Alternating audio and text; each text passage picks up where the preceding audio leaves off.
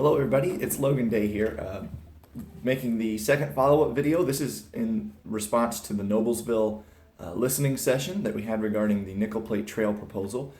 I wanted to start off by sending out my sincere and all of the rail supporters sincere thank you for the change of the format of that meeting. It was really substantially better than what we experienced in Fishers, and certainly allowed for a lot more community feedback. And in our opinion, and hopefully in the community members' opinions, even if they don't agree with us, it was certainly a much more fair and open format to address it in that manner. So thank you to both of the mayors, the deputy mayors, the councilmen and women, and the commissioners who were there and present and able to listen on Thursday evening. So wanted to address a few things. We did hear a lot of positive support for the rail, or maintaining the rail throughout this proposal. I would say the overwhelming majority of people there were in support of that. Heard a lot of personal and historically significant reasons as to why we should keep the rail. So we believe that hopefully we've made that point, and people can see that there isn't any question about the significance and why that should be taken into consideration when talking about saving the rail. So now we have to look at the economic aspect of it, and there's a couple things that I want to address in this video. Number one, previously, the rail that was there, or the rail operator that was there, if you take the numbers, they had said that there were about 40,000 annual visitors and growing that came to the operation to experience the railroad there. And on average, statistics that we had found showed that an incoming tourist spends anywhere from $35 to $45 in the local community. That's above and beyond whatever they came there for. So if you take that 40,000, you end up with a figure of anywhere between 1.8 to $2 million of outcome tourist economic benefit to the communities of Fishers, Noblesville, and Hamilton County. That's just as it previously was, and that operation was growing prior to the point at which they weren't able to run anymore after the Port Authority had told them that they couldn't. So if you take the projections that they had over the next few years, the hope was that that economic benefit would grow to anywhere from $3.6 to $4 million of outside tourist interest and tourist dollars coming into those communities. So there certainly was a lot of positive economic benefit. Now, something else that I want to talk about is that I believe it was Glenn Schwartz from the Hoosier Heritage Port Authority. Now, the Port Authority is the agent that actually is in control of the right-of-way that railroad is on, and they're the ones that directly supervise whoever the rail operator is and tell them what they can and can't do. So they were the ones, like I said, that had shut down that operation, despite the fact that the Federal Rail Administration had already inspected the track and said that it was okay to run on. So they still believe themselves that there were some safety issues, which is questionable, but Glenn did come out and he was able to clarify some information, which was a very positive thing. Most people had heard on the news and circulated about that $5 million was the required repair bill for the track before it was usable. And Glenn, from the Port Authority, came out and said, with the report in hand, that it's realistically only about $55,000 until that rail can be used safely again. And again, I'll reiterate, the Federal Rail Administration had already said that it's okay as it is. There were a few notable things that over the next few years they would definitely want to see updated, but it was safe as it sits. However, we respect the Port Authority. We want them, their interest to be keeping people safe too. So they said it was about $55,000 of repairs until that rail was usable again. And I will mention that as a part of that, that $55,000 is not the responsibility of taxpayers. That's whoever the operator is, or a grant that's found to repair the track before there is an operator. But that's not something that can be directly compared to the $9+ million that's going to be spent on the trails if that proposal goes through. So anyway, let's look at an overview of that again. $5 million for repairs has been the number that's been circulated since January, approximately January when that all came out. And now it has been revealed to us that that number has been incorrect the whole time, and no one has stepped up until now. And we thank Glenn for doing that for sure. Apply that same theory and logic to the reasons that are being used as to why rails with trails can't exist. We keep hearing that there's a 125-foot right-of-way requirement in order to be able to put rails with trails. And according to all of our evidence and research, that is vastly inaccurate. I believe that, and I'm not saying that the officials are, the city officials are the ones in the wrong. I think that they just have inaccurate information in their hands. And that's being circulated throughout the community. So the 125-foot right-of-way requirement, all of our research shows that that's not the case. We've presented all the city officials with a copy of this. It's the America's Rails with Trails research. And this has extensive data and research on the current and existing Rails with Trails programs. And as you flip through this book, it gives you all kinds of valuable information. It says right in here, if you read this, it says, using this report, you'll be able to determine, are Rails with Trails safe? Will a rail with trail work in our community? How do we design our rail with trail and make it safe? What can we do cooperatively with the railroad? How do we address liability issues? And what can we learn from the experience of other Rails with Trails programs? So that's the value of this, is looking at what others have done and how they've made it successful for their communities. And the numbers do not support a 125-foot right-of-way requirement. We've also been told that our right-of-way is anywhere from 14 to 30 feet. I myself have gone on the GIS map online and taken a variety of measurements, and I've seen anywhere from 32 feet at the minimum all the way up to 80 feet at the maximum, all of those numbers support the ability to put in a Rails with Trails program. Finally, safety. There's been a lot of question of the safety of having pedestrians and bicyclists right next to the rail, and also the question of safety on trails to begin with. That's all in this report. It talks about the fact that if you look at the numbers, it is as safe, if not more safe, than a lot of other opportunities that can be presented. And if you even look at this cover picture, you can see, look how close that trail is to this active rail line.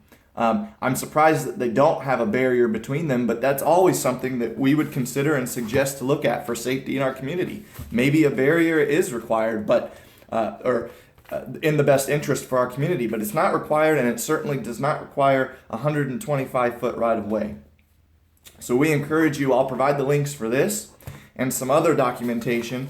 This was an 8-page memorandum talking about a Rails with Trails proposal in Oregon, and it states that the trail examples show that the minimum that they've seen is a trail that is set back only 7.5 feet from the center of the tracks. Now keep in mind, the railroad cross ties are 8 feet wide. So the 7.5 feet only puts about 1.5 feet past the edge of the tie is where the trail starts. So there's some pretty extreme examples of how this can work with very minimal room. So going on even further here, as I said, there's plenty of research to suggest that it's possible, and we simply ask that community members take a look at that research along with the political leaders. Look at the research. It is possible to preserve the current asset and build a secondary asset next to it, being the trails. I would ask Fisher citizens to consider this. Talk to your city officials and question the mayor about what role the railroad plays in any development plans that they have at the Indianapolis Metropolitan Airport there at 96th and Hay Road.